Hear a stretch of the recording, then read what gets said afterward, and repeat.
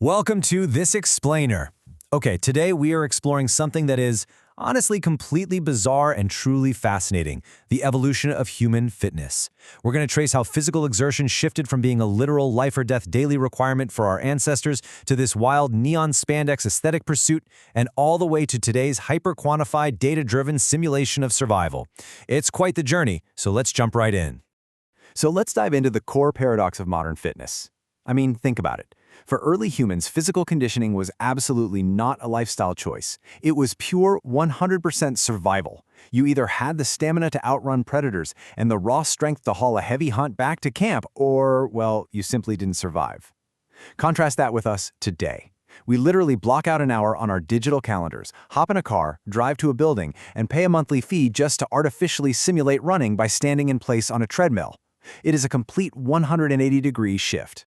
But as civilization stabilized and sheer survival got just a little bit easier, that daily physical barrier between life and death started to fade.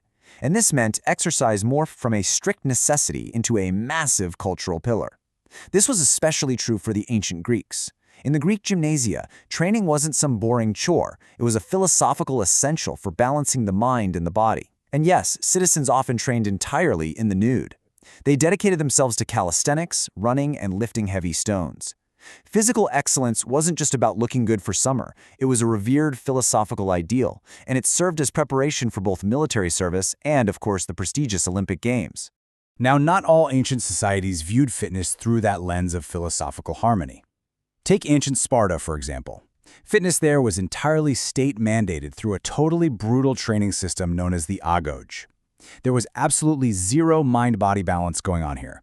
This was intense physical conditioning mixed with structural deprivation, and it was designed exclusively to forge young boys into unstoppable war machines. The state literally owned the body, and the body's only real purpose was warfare. Let's fast forward a bit. Past the centuries of grueling agrarian farm labor, we hit a massive turning point, the Industrial Revolution. Almost overnight, huge populations moved from the fields straight to the factory lines, and eventually to the office desks that so many of us sit at today. For the first time in human history, humanity became drastically sedentary. Realizing this widespread physical decline, pioneers like Friedrich Ludwig Jahn in Germany stepped in. He actually invented systemic gymnastics equipment, things like the parallel bars and rings, as a literal cure to build back national strength and resilience. So the really crucial takeaway here is that this widespread sedentary crisis birthed an entirely new concept. It was called physical culture. Just think about how wild that actually is. People were no longer getting a workout simply by surviving their daily lives. Humanity actually had to invent the concept of deliberately exercising for health. Structured physical training shifted from being a Spartan warrior's duty or a Greek Olympian's pursuit to a recognized societal need for the everyday average citizen. Moving on to the late 1800s, let's see how this whole thing builds. Enter a Prussian strongman named Eugen Sandow. Now, Sandow took this concept of physical culture and toured the world with it, but he instituted a massive shift. See, before Sandow, physical exhibitions were mostly about pure, raw, unrefined strength. We're talking lifting massive wagons or bending iron bars. But Sandow, he changed the global focus toward aesthetics. He advocated for specific muscle isolation and structured weight training to actively sculpt the body, essentially trying to look exactly like those ancient Greek statues. Because of this monumental shift toward appearance over pure functional strength, he is widely recognized today as the father of modern bodybuilding. All right, so by the mid-20th century, fitness completely escaped those fringe subcultures and just exploded into the mainstream. Jack LaLanne revolutionized accessibility. He brought jumping jacks and leg lifts directly into our living rooms through the television screen. Then, jumping to the 1960s and 70s, a tiny little strip of sand in California changed the world entirely. Thanks to Arnold Schwarzenegger and the iron worshippers of Muscle Beach and Gold's Gym, high-volume weight training completely took off. Working out was no longer just a health chore to combat a desk job, it became this massive, aspirational lifestyle brand. But there was a catch. As strength training boomed, cardiovascular health plummeted. So, in the 1980s, Dr. Kenneth Cooper coined a brand new medical term to combat the rising rates of heart disease. He called it aerobics.